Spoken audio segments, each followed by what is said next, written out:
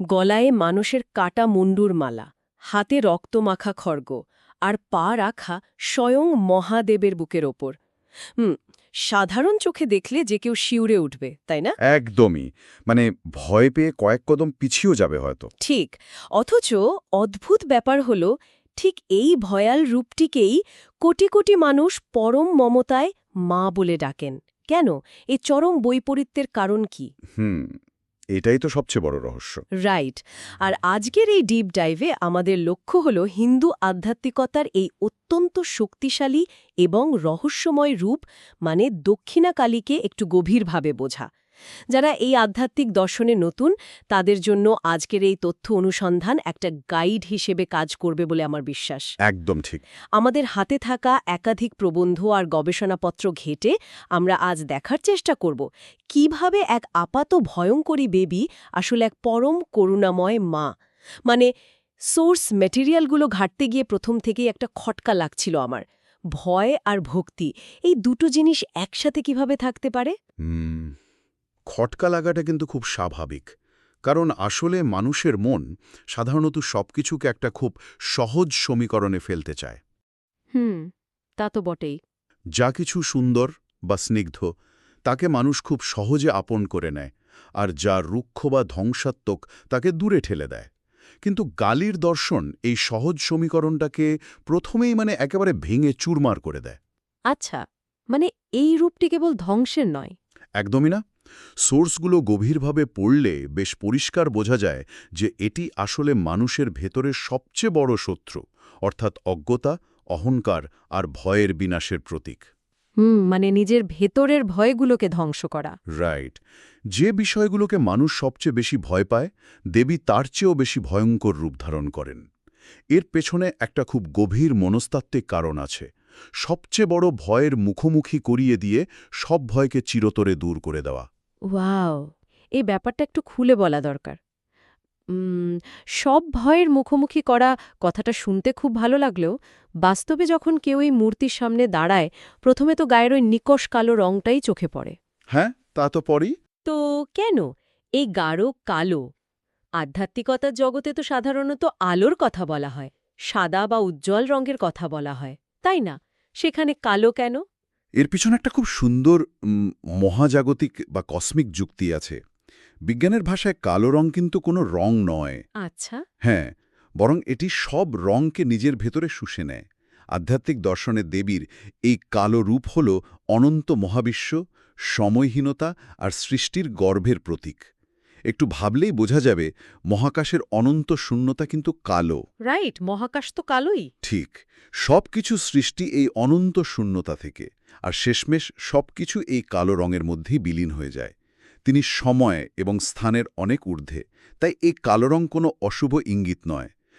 এটি হলো সবকিছুর উৎস আর গন্তব্যের প্রতীক। আচ্ছা, গায়ের রংটা না হয় মহাজাগতিক শূন্যতার প্রতীক হিসাবে মেনে নিলাম, কিন্তু দেবীর ওই ৪ হাতের দিকে তাকালে তো রীতিমতো ভয় লাগে। স্বাভাবিক। বাঁ দিকের ২ হাতে ধরা আছে একটা কাটামুন্ডু আর একটা রক্তমাখা খড়গ। এটা তো আক্ষরিক অর্থেই একটা বিভৎস দৃশ্য। এর মধ্যে আধ্যাত্মিকতা বা মায়ের রূপ খোঁজা তো খুবই কঠিন। মানুষ তো এটা দেখে ভয়ই পাবে। কঠিন মনে হয় কারণ আমরা জিনিসগুলোকে খুব আক্ষরিক অর্থে দেখি। তন্ত্রের ভাষায় এই ছিন্ন মস্তক কোনো রক্তমাংসের মানুষের মুন্ডু নয়। তাহলে কিসের? এটি হলো মানুষের অহংকার, বা ইংরেজিতে যাকে আমরা বলি ফলস আইডেন্টিটির প্রতীক।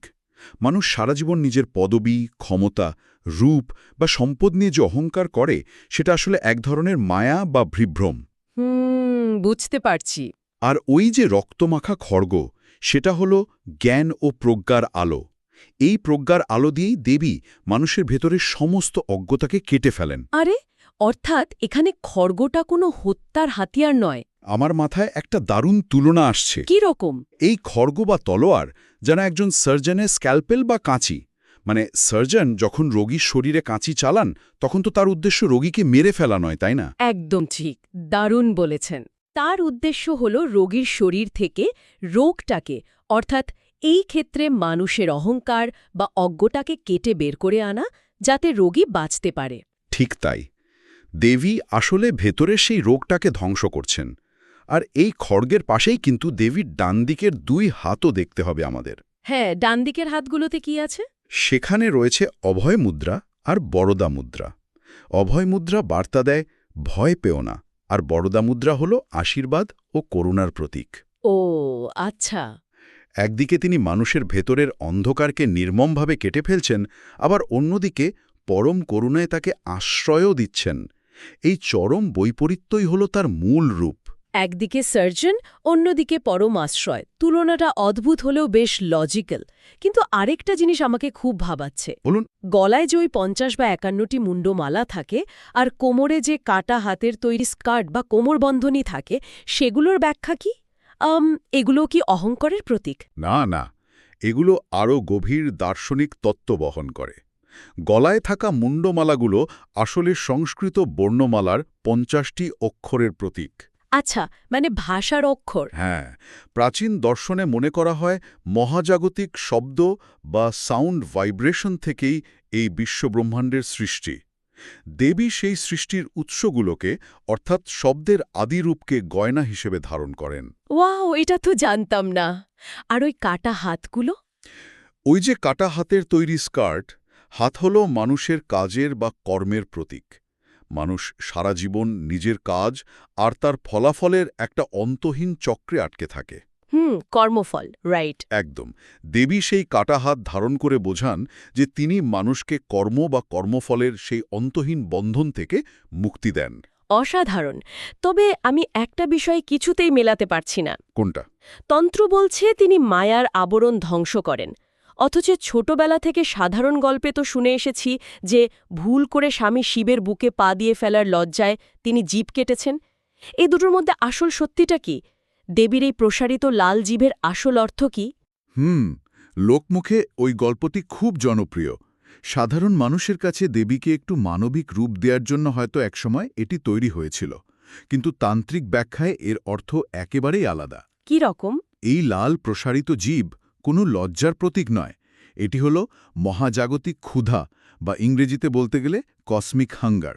কসমিক হাঙ্গার মানে মহাজাগতিক ক্ষুধা। ঠিক।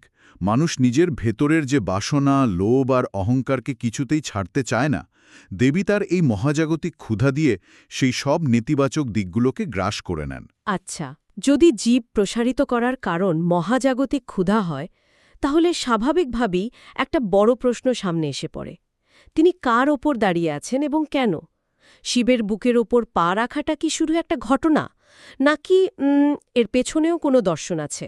এখান থেকেই মূলত তান্ত্রিক দর্শনের সবচেয়ে গভীর তত্ত্বে আমরা প্রবেশ করতে পারি।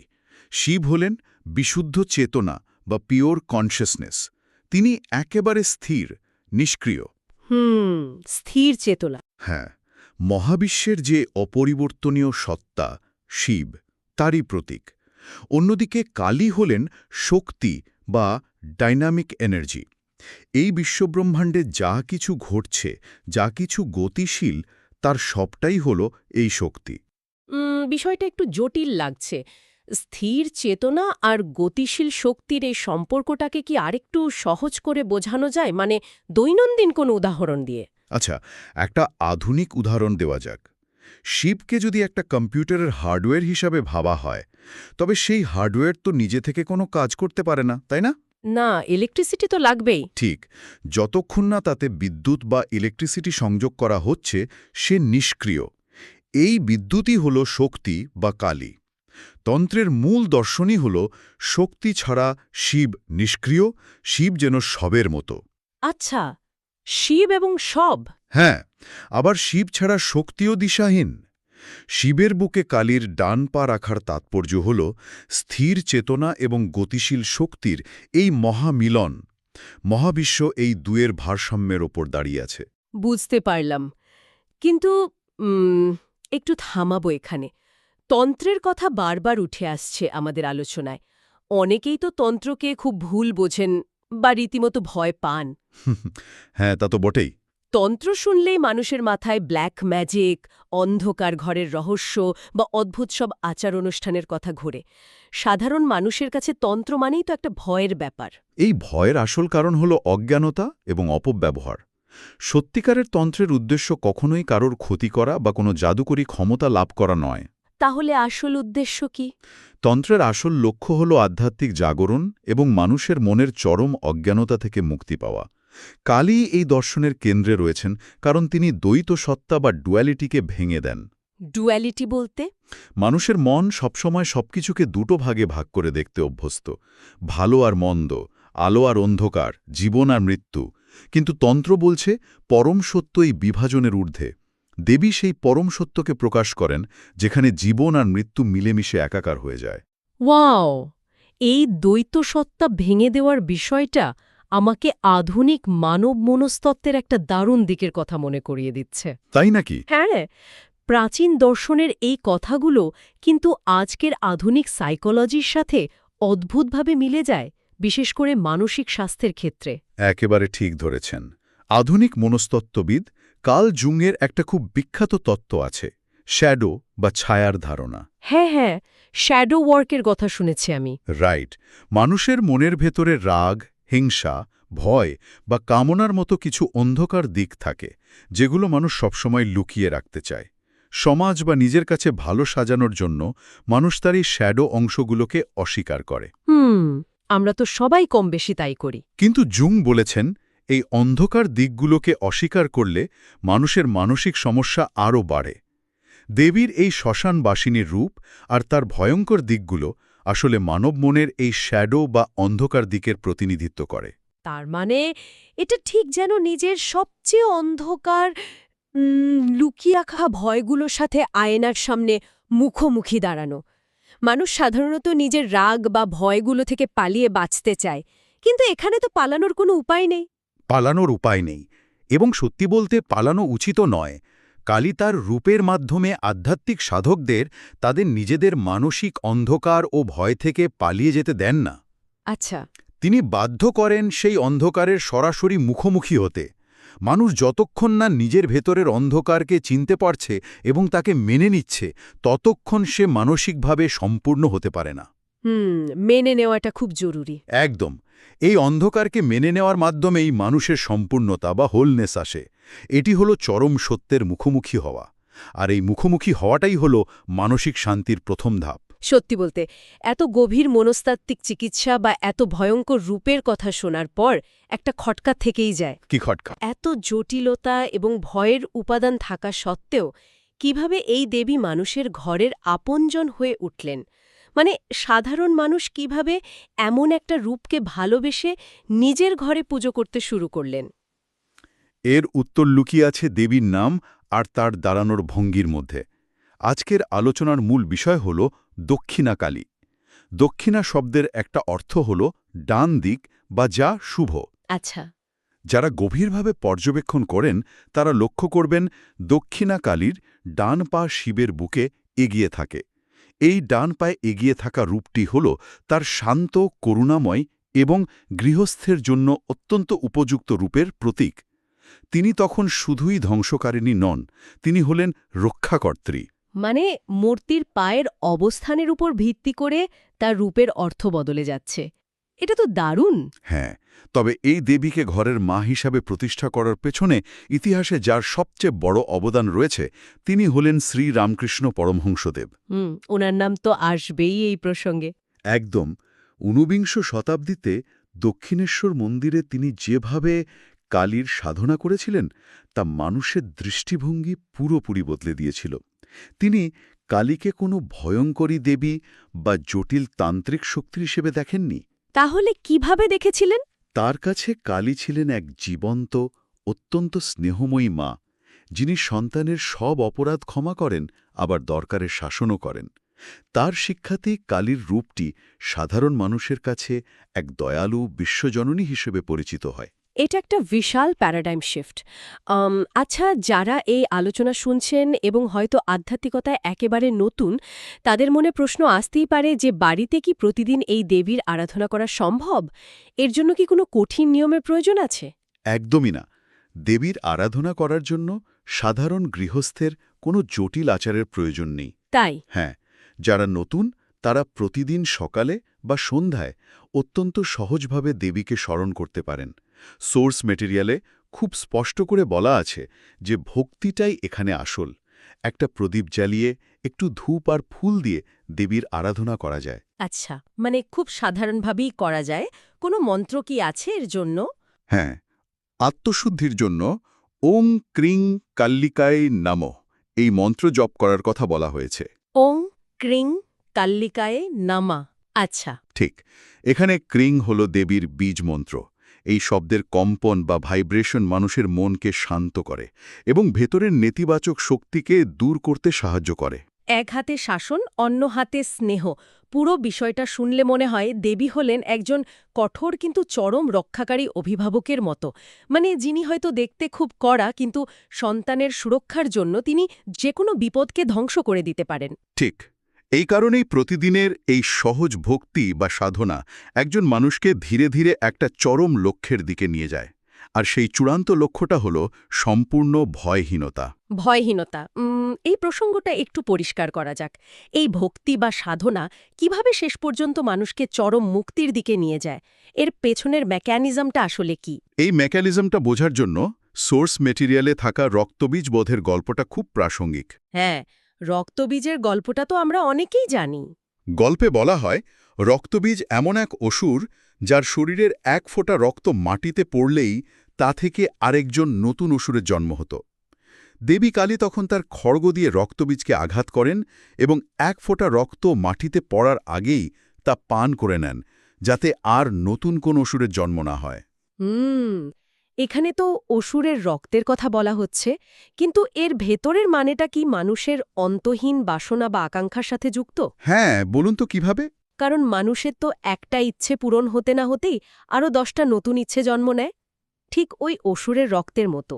চমৎকার সংযোগ স্থাপন করেছেন।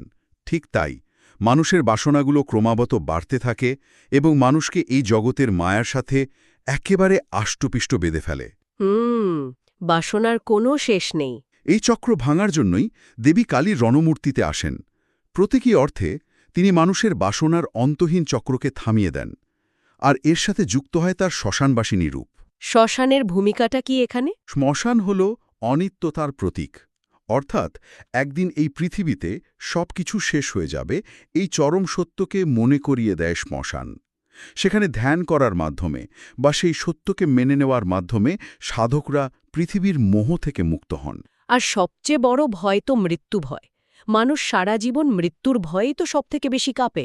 একদম ঠিক। কালীর দর্শন মানুষকে সেই মৃত্যু ভয়ের সরাসরি মুখোমুখি দাঁড় করায়। যখন একজন সাধক মৃত্যুর ধারণাকে মেনে নেন, তখন তার মৃত্যু ভয় জয় করা হয়ে যায়। আচ্ছা। আর তখনই আসে চূড়ান্ত মুক্তি বা মোক্ষ, মানে জন্মমৃত্যু চক্র এবং সব রকম পার্থিব মোহ থেকে চিরতরে মুক্তি। তার মানে সব ভয়কে জয় করতে পারলে এই জগন্মাতার আসল করুণাময় রূপটি চেনা যায়। পুরোপুরি একমত আমি। মানুষ যখন ভয়ের খোলস ছেড়ে বেরিয়ে আসে, তখন সে বুঝতে পারে যে দেবী একাধারে ধ্বংসকর্ত্রী এবং জন্মদাত্রী। অদ্ভুত একটা ব্যালেন্স। হ্যাঁ, তার কাছে গেলে মানুষ বুঝতে পারে যে ধ্বংস মানেই শেষ নয়। ধ্বংস হল নতুন শুরুর একটা ধাপ। মায়ার আবরণ ধ্বংস করে তিনি মানুষকে প্রকৃত সত্যের সাথে পরিচয় করান। আমরা আজকের আলোচনার একেবারে শেষ পর্যায়ে চলে এসেছি। আজকের এই গভীর তথ্য অনুসন্ধান থেকে আমরা দেখলাম কিভাবে একটা আপাত ভয়ঙ্কর মূর্তি আসলে মানুষের ভেতরের অহংকার আর অজ্ঞানতা ধ্বংসের সবচেয়ে শক্তিশালী হাতিয়ার। ঠিক। আমরা দেখলাম কিভাবে কার্ল জুংয়ের আধুনিক মনস্তত্ত্বের সাথে হাজার বছরের পুরনো এই তান্ত্রিক দর্শন মিলে যায়। আর সবচেয়ে বড় কথা, কিভাবে শ্রী রামকৃষ্ণের মতো সাধকদের হাত ধরে এক ভয়াল দেবী কোটি কোটি মানুষের কাছে অসীম মাতৃস্নেহের পরম আশ্রয় হয়ে ওঠেন। কালীর দর্শন আমাদের একটা খুব বাস্তব শিক্ষা দেয়। জীবন মানে শুধুই আলো আর আনন্দ নয়। অন্ধকারও আছে। একদম। জীবনের একটা অনিবার্য অংশ হল শেষ এবং ধ্বংস। এই পুরো সত্যটাকে, এই অন্ধকারটাকেও মেনে নেওয়ার নামই হল আসল আধ্যাত্মিকতা। দারুণ বলেছেন। তো আজকের আলোচনা শেষ করার আগে যারা এতক্ষণ আমাদের সাথে থেকে শুনলেন, তাদের জন্য একটা নতুন চিন্তার খোরাক রেখে যেতে চাই। হ্যাঁ, অবশ্যই। মানুষ তো সারা জীবন শুধু শান্তি খোঁজার জন্য জীবনের চরম বাস্তবতা বা মৃত্যু থেকে, ধ্বংস থেকে পালাতে চায়। কিন্তু একবার ভাবা যেতে পারে, সব ভয় থেকে পালানোর বদলে যদি আমরা সেই ধ্বংস আর সমাপ্তির ধারণাকে নিজের ভেতরে আপন করে নিতে পারি, ভাবার মতো বিষয়। হয়তো সত্যিকারের অমরত্ব বা চিরস্থায়ী শান্তি লুকিয়ে আছে সেই ভয়কে দূরে সরিয়ে না রেখে তাকে পুরোপুরি গ্রহণ করার মধ্যেই। আজকের এই বিশেষ ডিপ ডাইভ পর্ব এখানেই শেষ করছি। আমাদের সাথে থেকে এই দর্শনের গভীরে যাওয়ার জন্য অসংখ্য ধন্যবাদ।